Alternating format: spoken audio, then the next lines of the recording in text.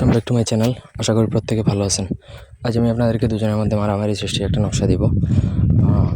দুজনের মধ্যে খুনাখুনি সৃষ্টি হয়ে যাবে। স্বামী স্ত্রী হোক, প্রেমিক প্রেমিকা হোক, বাবা মা হোক, অফিসের বস কলিগে হোক, মানে এক কথায় আপনি যে কোনো দুজনের মধ্যে মারামারি খুনাখুনি সৃষ্টি হয়ে যাবে। মানে একজন আরেকজনকে দেখলে খুন করে ফেলতে চাইবে, এইরকম আর কি একটা অবস্থা হবে। অন্যায়ভাবে কারোর মধ্যে বিচ্ছেদ সৃষ্টি করা টোটালি নিষেধ। স্বামী স্ত্রীর সম্পর্ক, ভালো সম্পর্ক ভাঙবেন না। তবে হ্যাঁ, শত্রু যদি আপনার শত্রুতা করে তাহলে তাদের উপর অবশ্যই করতে পারেন। বা অফিসে যদি বা আপনার কর্মস্থলে যদি কেউ আপনাকে ডিস্টার্ব করে তাদের মধ্যে কেচাল লাগাই দিতে পারেন।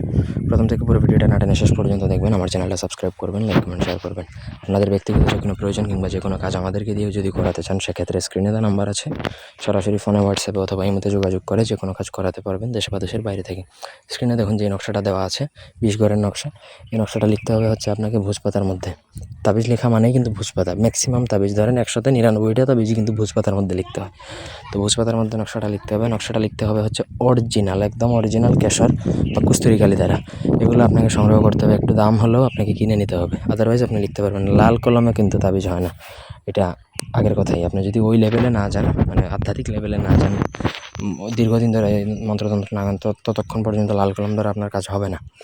অনেক বড় মাপের লেভেলে গেলেও কিন্তু লাল কলমে সবসময় কাজ করে না, যার জন্য আপনাকে কস্তুরি বা কেশর লাগবে। নিচে অবশ্যই যে দুজনের মধ্যে বিচ্ছেদ সৃষ্টি হবে, ঝগড়া লাগাবেন, দুজনের নাম লিখতে হবে। নামের নিচে, ঠিক দুজনের নামের নিচে দুজনের পিতামাতার নাম লিখতে পারলে আরও বেটার হয়। তো নকশা আপনাকে একটা লিখলে একটাই হবে, কিছু প্রয়োজন নেই। তারপর সেই নকশাটা একটা মাদুলিতে ভরবেন, মাদুলিতে ভরে আপনাকে শ্মশানে দাফন করে দিবেন। শ্মশান, আমি আবারও বলছি, শ্মশানে দাফন করবেন। কবরস্থান বা গুরুস্থানে দাফন করলে হবে না, অরিজিনাল শ্মশানেই দাফন করতে হবে। আপনারা যদি সঠিকভাবে করেন তাহলে 3 দিনের মধ্যে তাদের মধ্যে খুনাখুনি লেগে যাবে, গ্যারান্টি।